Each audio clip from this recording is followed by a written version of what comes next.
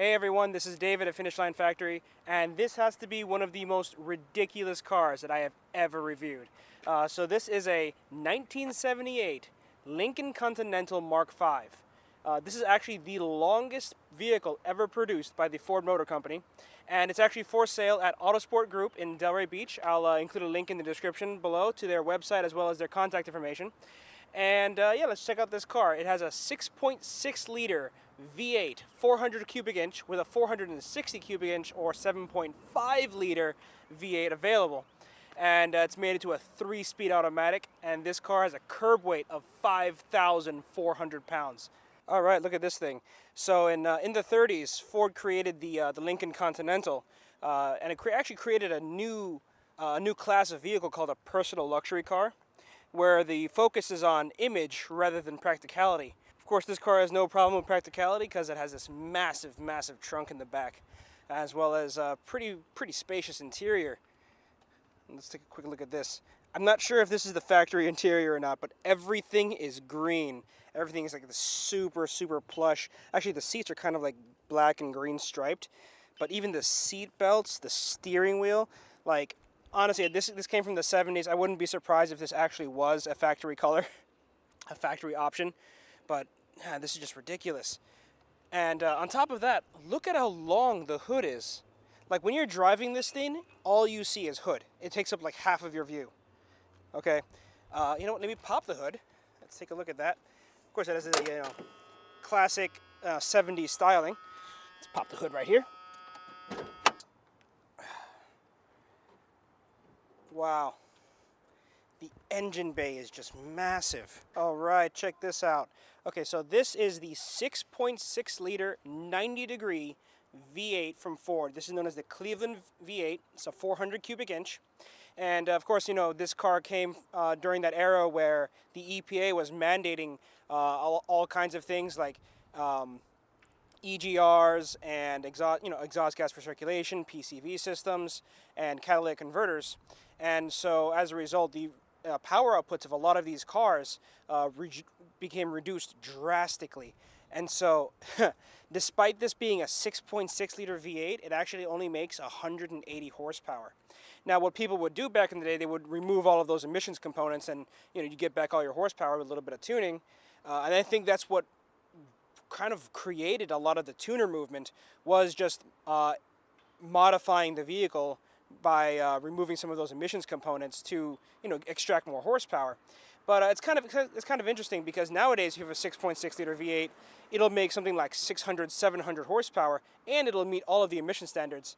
But I mean, look at the size of this engine bay. You have so much space to do almost anything. Like today's engine bays, they're much smaller.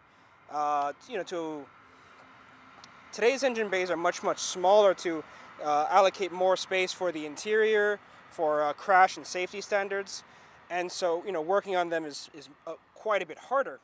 But working on one of these cars is it's a lot easier, because you have so much more space. Like, look, you can reach in and you can just change your spark plugs right there. So let's drop the hood. Let's take a look at the trunk.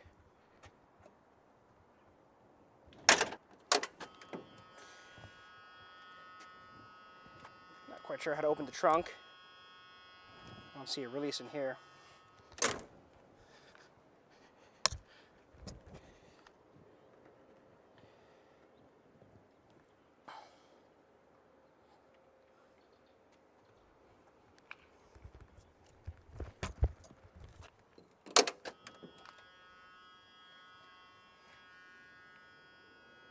Well, on second thought, I was going to show you guys the trunk, but unfortunately I can't quite figure out how to get it open.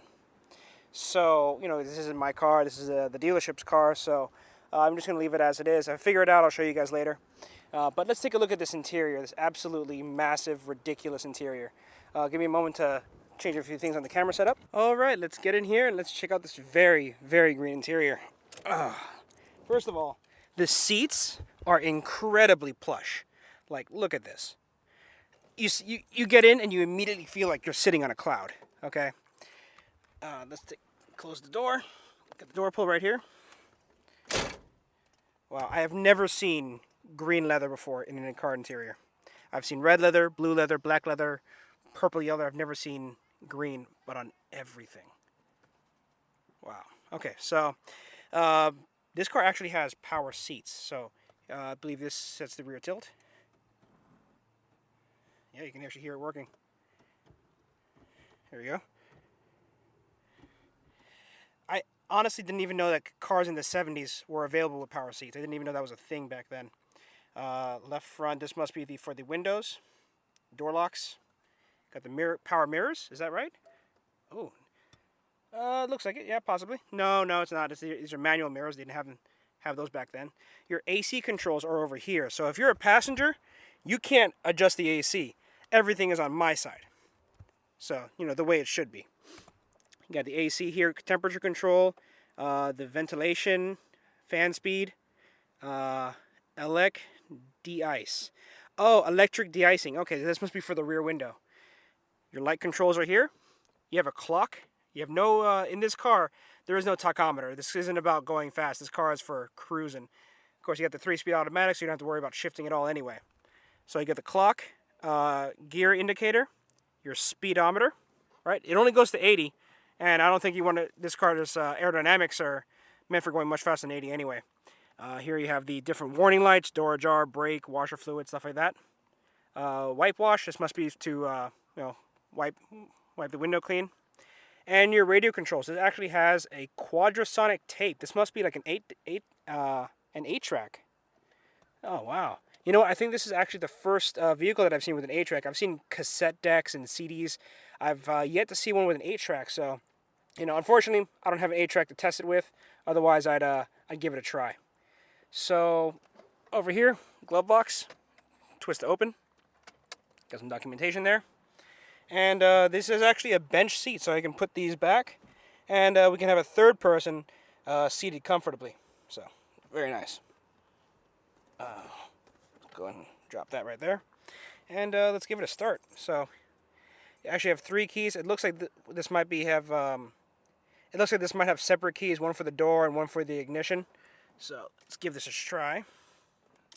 See if we can figure out which key is which. I think it's this one, maybe? Oh, did I get it right? Yeah. Starts up, first try like a dream. It's so smooth too.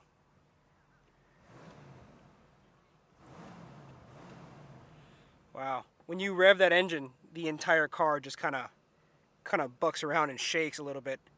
There's just so much rotating mass. All right, so let me set up the GoPro and I'll take this for a little spin.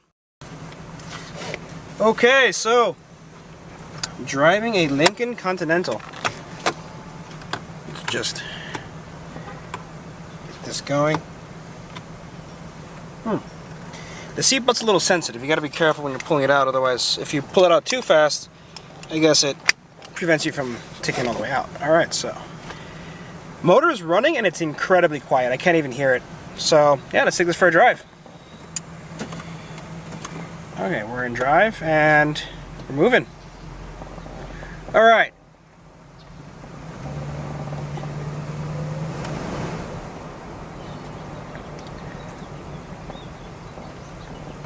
Wow. It is incredibly quiet.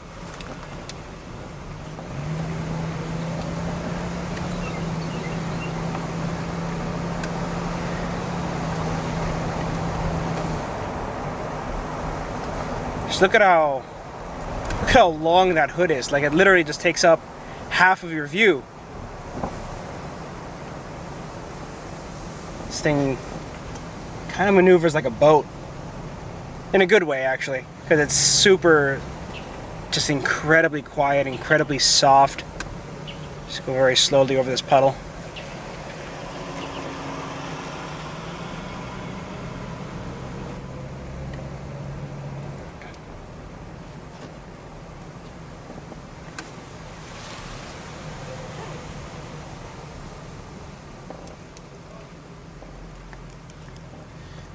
I don't want to go through that puddle.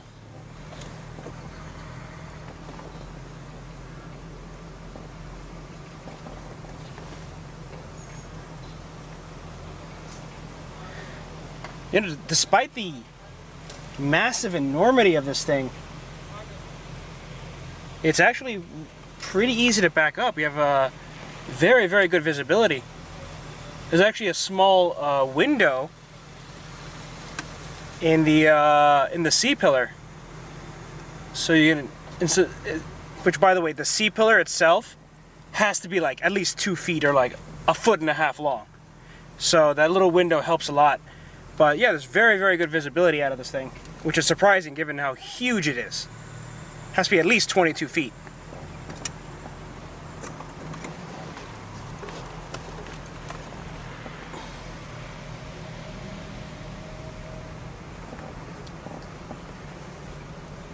Alright, we're going to traverse through the puddle one more time. Very, very slowly. I don't want to get any water on the body. This is a clean car. I don't want to have to make Jesse at the dealership wash it again. And look at this. I can turn the car with a finger. It's very, very boosted. Of course, I mean, that kind of eliminates any and all steering feel, but this isn't a car for going fast. This isn't a car for setting track records anyway. Like a lot of sport and luxury sedans are set up now. Now this car is incredibly heavy, 5,400 pounds at its heaviest. I think there are some versions that are a little bit lighter at 4,900 pounds, but either way, you're dealing with a 2.5 ton car. And with 180 horsepower, you don't go anywhere fast. I just floored it just then, and I went from 15 to 25.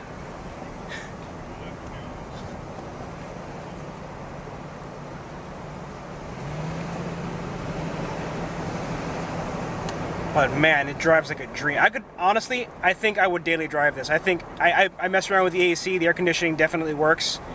And I would drive this on a daily basis. This is incredibly comfortable. I'm sure the gas mileage isn't all that great, but you know, who cares? Oh man, so how do you guys like it with the fro?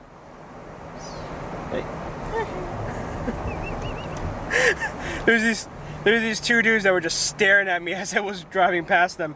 They're like, this dude from the 70s is coming around. Oh man, I love being a YouTuber with a fro. Oh geez. And this is incredible. So I'm coming up to the plaza where the dealership is. I'm gonna make a quick U-turn here. Actually, I passed the entrance, so I'm going to make a U-turn here at Linton and then come back. Now, mind you, this thing is, being as large as it is, I think I'm going to have to take a little bit extra space. There we go. Wow. That has to be the longest U-turn I've ever done. Yeah, this, honestly, despite it not being like a performance car, because usually I'm really into speed and performance and stuff like that, this is actually pretty fun to drive. So, alright, so I'm coming up on the dealership now, and thank you guys for watching, thank you guys for sharing this experience with me. If you like that, please hit like, leave a comment if you got a comment, you know, if you think it's funny that, you know, I'm driving around with a fro in this awesome 70s car, you know, leave a comment, say something. And be sure to check out finishlinefactory.com. We've got fittings, hoses, weld bungs, and check out the dealership. They have all kinds of really cool cars. I think they also have an M5 on the lot, a GTR. So they're in Delray Beach. So yeah, they got all kinds of really cool cars on the lot. So check them out, and we'll get that going. See you guys. Bye.